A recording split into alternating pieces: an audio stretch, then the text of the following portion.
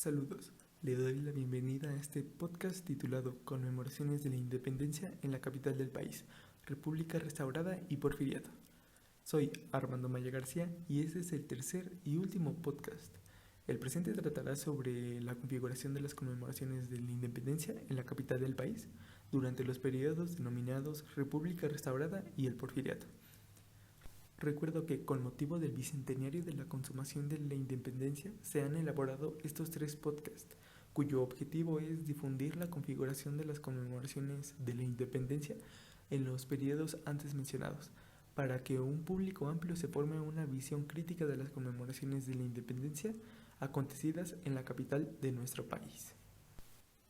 Desde este momento hago la mención que este podcast no tocará particularmente la conmemoración del centenario de la independencia, ya que, a mi consideración, puedo observar que hay diversos materiales audiovisuales y de otro tipo de naturaleza que tratan sobre el centenario de la independencia, siendo este ya un tema demasiado abarcado.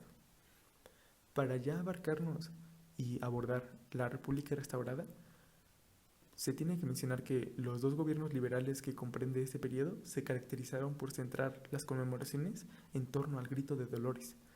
Las administraciones liberales, al ver que era insuficiente el presupuesto, decidieron seguir usando las juntas patrióticas, desaparecidas en el Segundo Imperio.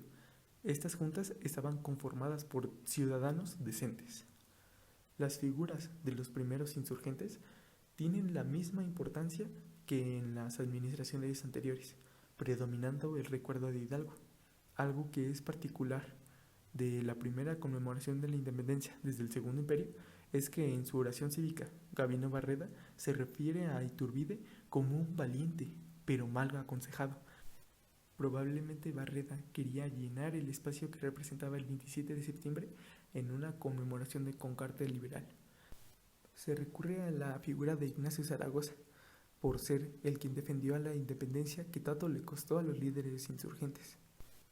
Para 1868 se resaltan en la conmemoración elementos que no son propios de la Guerra de Independencia, pero que sí fueron clave en la historia de México.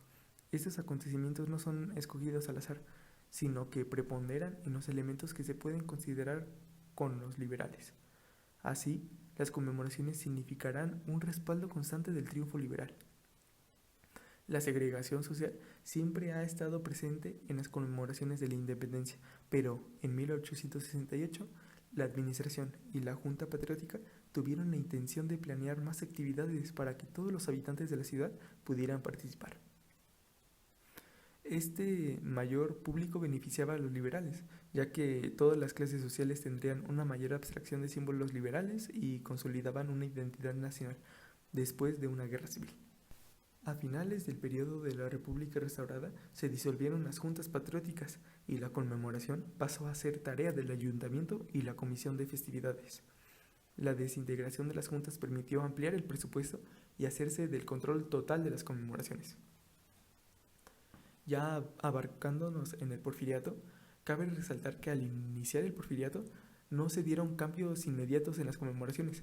El modo de festejar siguió el mismo patrón que de la República Restaurada. Es normal que este cambio no se iba a presentar de golpe, ya que las necesidades que tiene una administración se hacen presentes con el pasar del tiempo.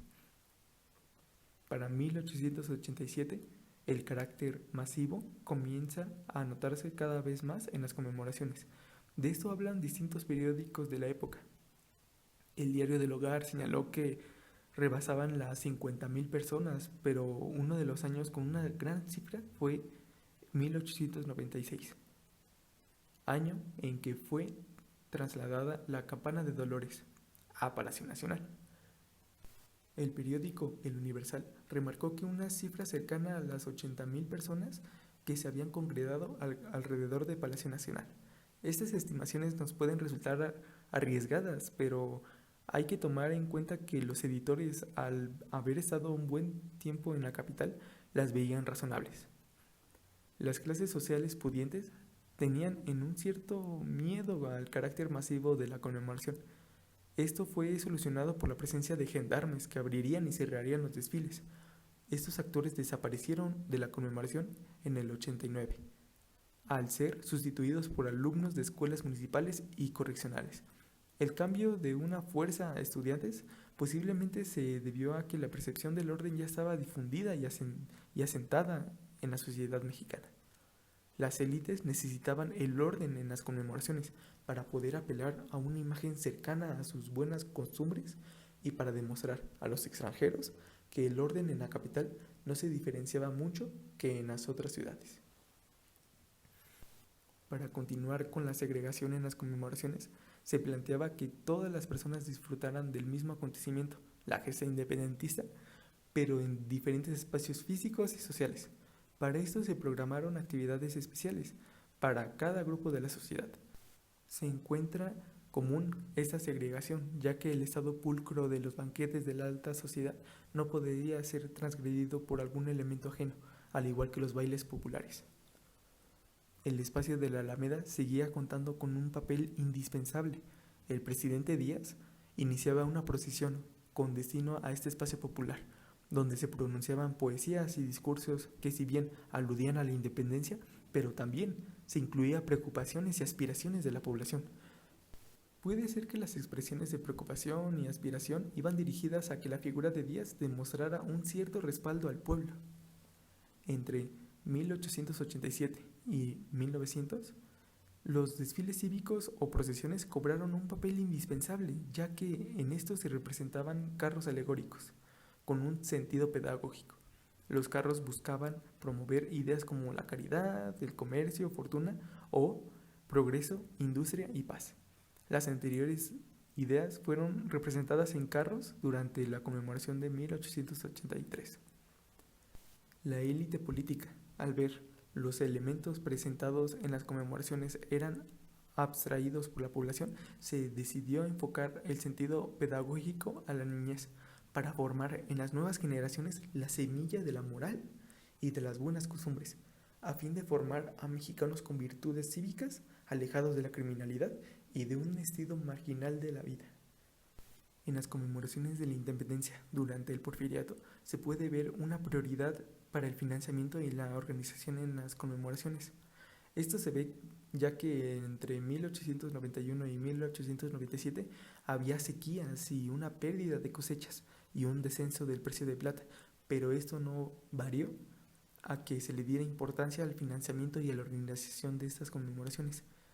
Esta conmemoración sería importante para el régimen. Como se venían haciendo desde antes, los comités patrióticos designaban recaudadores para solicitar aportes a ciertos grupos. Los que más contribuían eran los médicos, después los tenederos, los burócratas, policías, oficiales, soldados, etc. Con motivo del centenario, se creó la Comisión Nacional del Centenario, la cual estaba dirigida por el gobernador del Distrito Federal. Esta comisión debía presentar la imagen de México como un país civilizado y capitalista, una nación que estaba en camino de ser una potencia y que sería digna de estar junto con las grandes potencias del mundo. Esto en sintonía con lo dicho por Díaz. En las conmemoraciones de la independencia durante el Porfiriato, se podría observar a Díaz en el Panteón Nacional. No es que lo confundieran con algún insurgente, sino que él, por haber defendido a la patria como Zaragoza o Santana, él tenía el merecido derecho de estar en el Panteón Nacional. Cualquier militar podía conseguir una victoria, eso es cierto, pero él, como se percibía en ese entonces, consiguió cambiar la suerte del país al poder establecer la llamada paz porfiriana. Se puede concluir con este podcast con lo siguiente. En la República restaurada, los liberales veían a la conmemoración la opción perfecta para consolidar su influencia en la sociedad mediante elementos que evocaran a episodios heroicos y buenos para el país. La administración porfiriana y la élite social fueron los actores que configuraron la conmemoración para alcanzar ciertos objetivos compartidos. El recuerdo sirvió para conformar una identidad nacional y consolidar el papel del presidente y de su gabinete. La República restaurada y el Porfiriato nos dan elementos enriquecedores para poder conformar nuestra identidad y para poder, en la medida que ahorita vemos al bicentenario de la consumación de la independencia más cercana, poder adquirir un pensamiento más crítico.